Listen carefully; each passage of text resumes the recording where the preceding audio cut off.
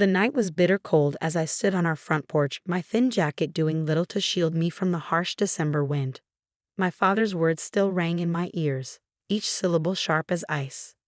"Get out," he had said, his voice trembling with rage. "You're no daughter of mine." My name is Amanda Chen, and at 17, I became everything my traditional Chinese American parents feared: pregnant, unmarried, and according to them, a disgrace to the family name. I watched through blurry eyes as my mother lingered by the window, her face a mask of disappointment before she turned away, letting the curtain fall. The message was clear: I was alone now. The few possessions I'd managed to grab were stuffed into my school backpack. Some clothes, my phone charger, and the positive pregnancy test that had shattered my family just hours ago. My hand instinctively went to my still flat stomach, protecting the life growing inside even as my own world crumbled around me. Jason, my boyfriend and the baby's father, had disappeared the moment I told him. No calls, no texts, nothing. Just radio silence and blocked social media accounts. The coward's way out. I made my way down the familiar street where I'd grown up, past the maple tree I used to climb and the garden my mother tended so carefully. Each step felt like leaving another piece of myself behind. The streetlights cast long shadows as tears froze on my cheeks. Mrs. Rodriguez, our elderly neighbor, was the one who found me hours later, huddled on a park bench trying to stay warm. She had always been kind to me, sneaking me extra cookies when I was younger and teaching me Spanish phrases while she gardened. "Oh, mi niña," she whispered when I told her everything through chattering teeth. "Come inside before you freeze." Her small apartment was warm and smelled like cinnamon tea. She didn't judge or lecture, just listened as I poured out my fears between sobs. How could I raise a baby? Where would I live? What about school? The questions seemed endless. "One day at a time," she said firmly, wrapping a blanket around my shoulders. "First, you need a safe place to sleep. You'll stay here tonight, and tomorrow we'll figure out the next step." That night, curled up on Mrs. Rodriguez's lumpy couch, I dreamed of my mother. In the dream, she was in her garden, carefully pruning her beloved roses. But as I watched, the flowers withered and died under her touch, crumbling to dust. I woke up crying. The next few weeks passed in a blur. Mrs. Rodriguez helped me enroll in a program for pregnant teens, where I could continue my education while getting support and prenatal care. I found a job at a local diner, working the morning shift before classes.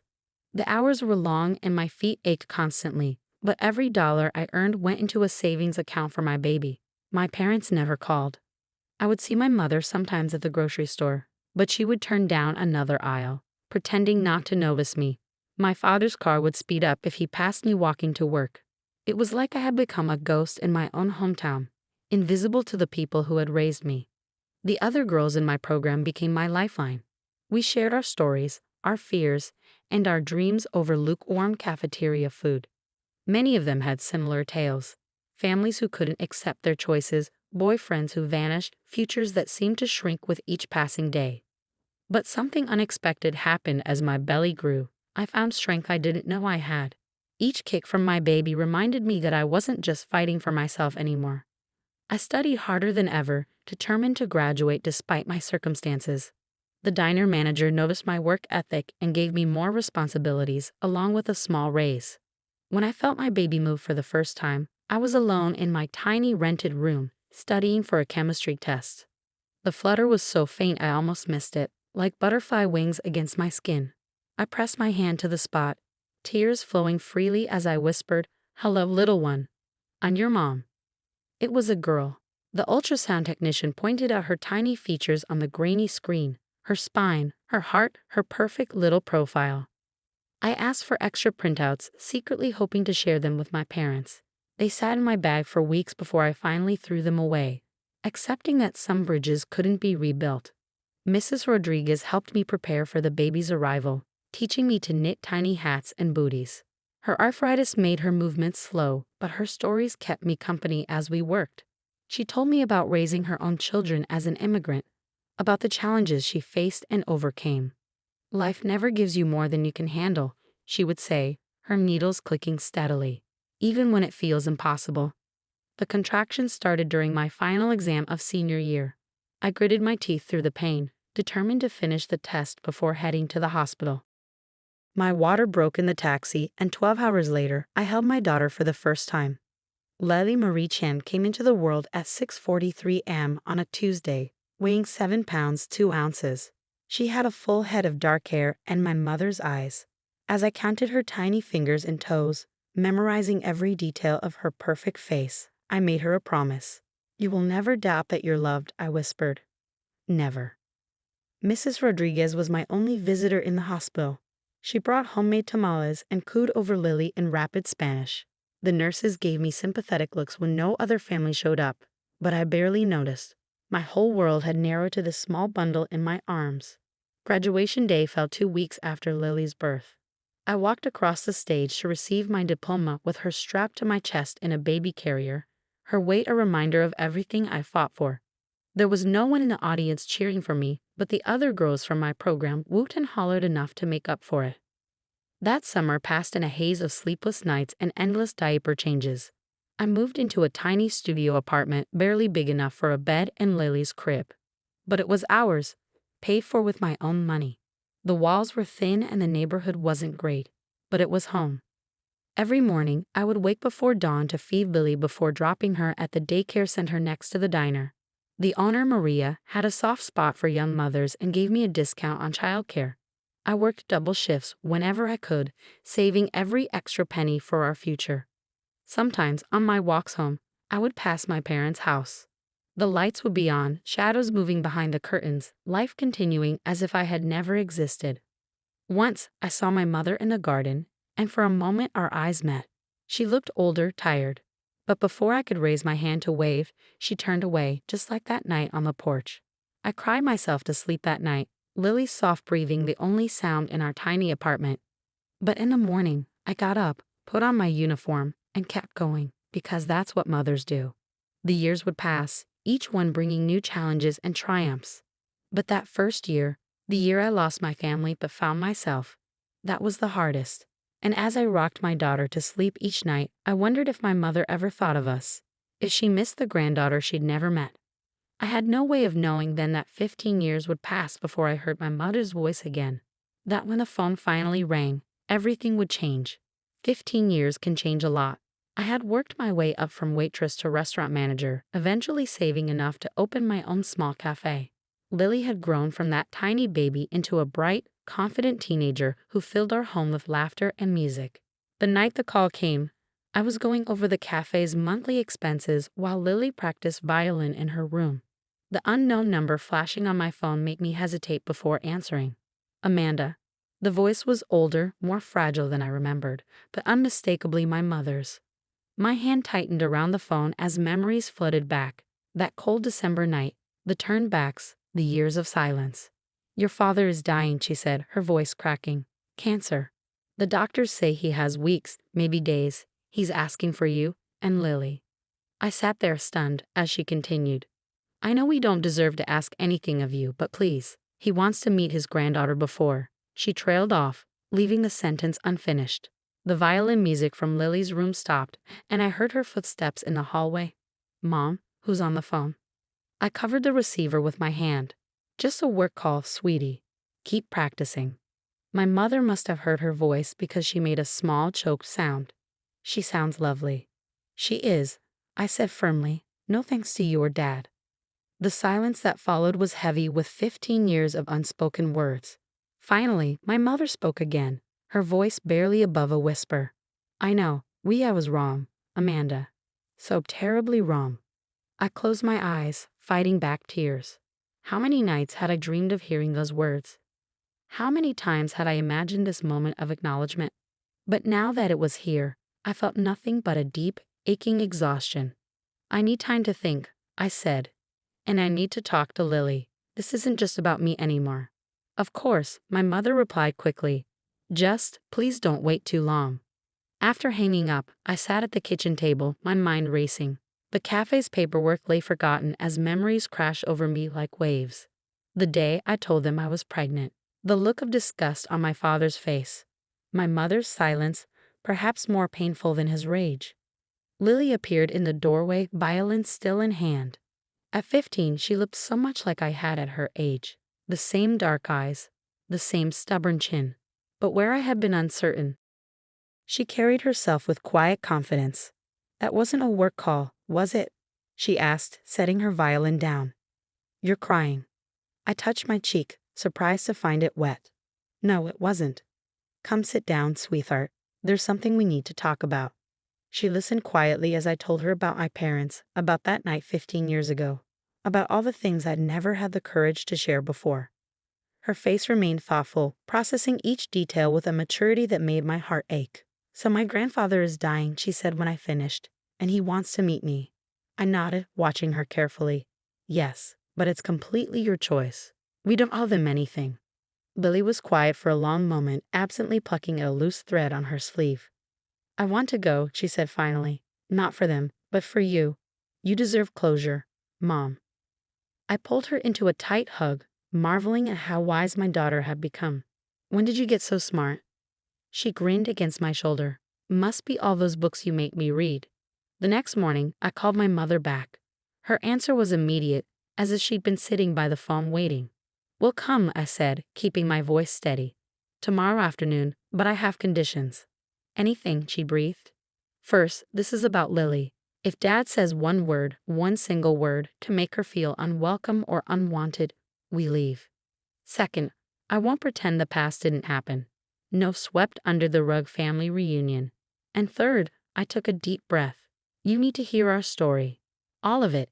Everything you missed while you were pretending we didn't exist." There was a pause, then a soft, "Yes, of course." I spent that night going through old photos. Lily's first steps, her first day of school, dance recitals, violin concerts, 15 years of memories they had chosen to miss. Each picture was a reminder of how much we'd accomplished on our own, but also of how much they had lost. Mrs. Rodriguez had passed away 5 years ago, but I still had the first baby hat she'd knitted for Lily. I packed it with the photos, a tangible piece of the woman who had been more family to us than our own blood. The drive to my parents' house the next day felt surreal. The neighborhood hadn't changed much. Same neat lawns, same trimmed hedges. My mother's roses still bloomed in the front garden, though they looked a bit wild now, less carefully tended. Lily squeezed my hand as we walked up the familiar path to the front door. "Ready?" she asked. I looked at my beautiful, strong daughter and felt a surge of pride. Ready. The door opened before we could knock. My mother stood there, smaller than I remembered, her hair now more gray than black. Her hands trembled as she reached toward me, then dropped to her sides. "Amanda," she whispered. "You came." Her eyes moved to Lily, widening slightly. I saw the recognition there, the sharp intake of breath as she noticed all the ways my daughter resembled her younger self. "Would you like to come in?" she asked, stepping aside. I nodded, guiding Lily forward with a hand on her back. As we crossed the threshold, I couldn't help but remember the last time I'd walked through this door, young, scared, and alone. But this time was different. This time, I wasn't that helpless teenager anymore. And this time, I wasn't alone. The inside of my childhood home felt smaller than I remembered. Family photos still lined the hallway walls, but they stopped abruptly at my senior year. The last one taken before everything fell apart. It was like time had frozen in this house, preserving a moment just before their perfect family shattered. My father was in the living room, propped up in a hospital bed that seemed out of place among the familiar furniture. The strong, imposing man who had thrown me out 15 years ago was gone, replaced by someone frail and diminished. His eyes, though, were the same, dark and intense as they fixed on Lily. "So," he said, his voice rough, "this is my granddaughter." Lily stepped forward, her chin lifted slightly. "I'm Lily," she said clearly. "It's nice to meet you, though I wish it hadn't taken so long." I saw my father flinch at her words, but a ghost of a smile crossed his face. "Direct, like your mother," he said. "Please sit down. Both of you." My mother hurried to arrange chairs, her movements nervous and jerky. The silence that followed was heavy with unspoken words.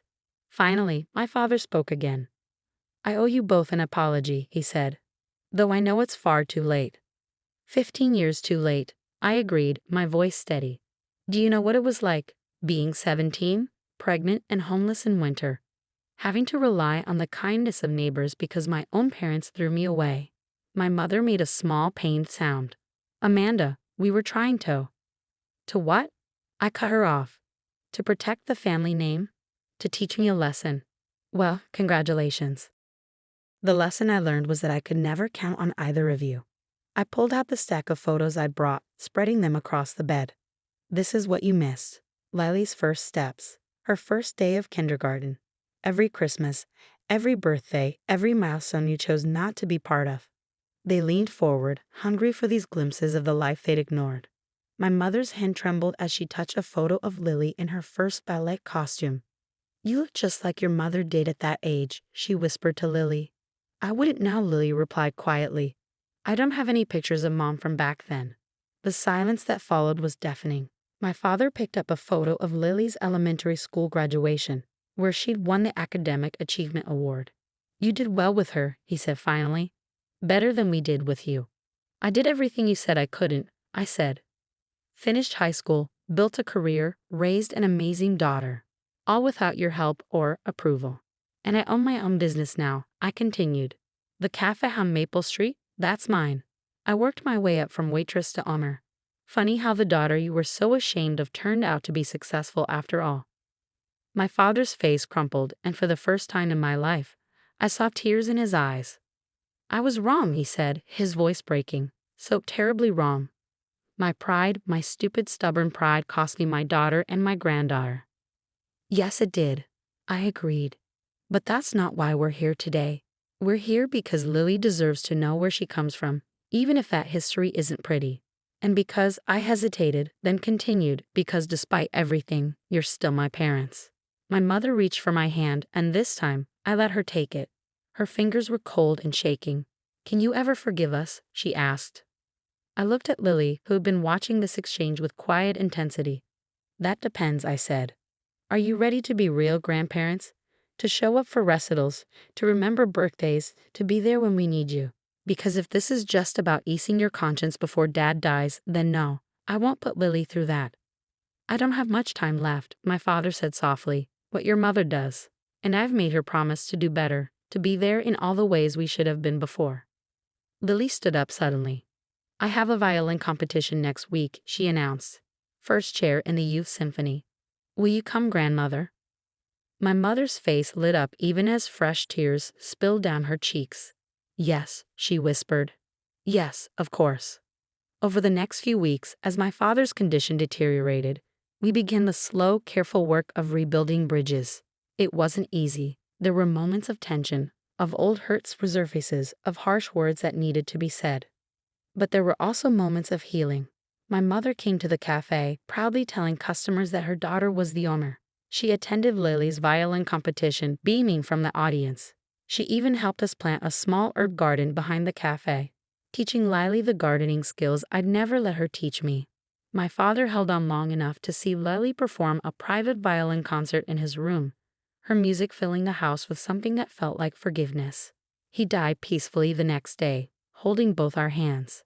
At the funeral, I stood between my mother and daughter, thinking about the long, twisted path that had led us here. The years of pain and silence, the strength I'd found in solitude, the daughter who had taught me more about love and resilience than my parents ever had. What happens now? Lily asked later as we sat in her apartment above the cafe. I looked at my mother, who had come home with us, who was learning to be the grandmother she should have been all along. Now, I said, we write a new story, together. That night, as I lay in bed, I thought about the 17-year-old girl standing alone in the cold, thinking her life was over. I wish I could tell her that she was stronger than she knew, that she would build a beautiful life from the ashes of what was lost. But mostly, I wish I could tell her that sometimes the hardest paths lead to the most meaningful destinations. That forgiveness doesn't mean forgetting, but it can mean finding peace. And that love, even when it seems completely broken, has a way of coming full circle. My phone buzzed with a text from my mother. Lunch tomorrow? I'd love to hear more about your high school years with Lily. I smiled as I typed back, yes, there's so much to tell. Because that's the thing about family, sometimes you have to lose it to find it again. Sometimes you have to break apart completely before you can rebuild something stronger. And sometimes, just sometimes, 15 years isn't too long to wait for a second chance.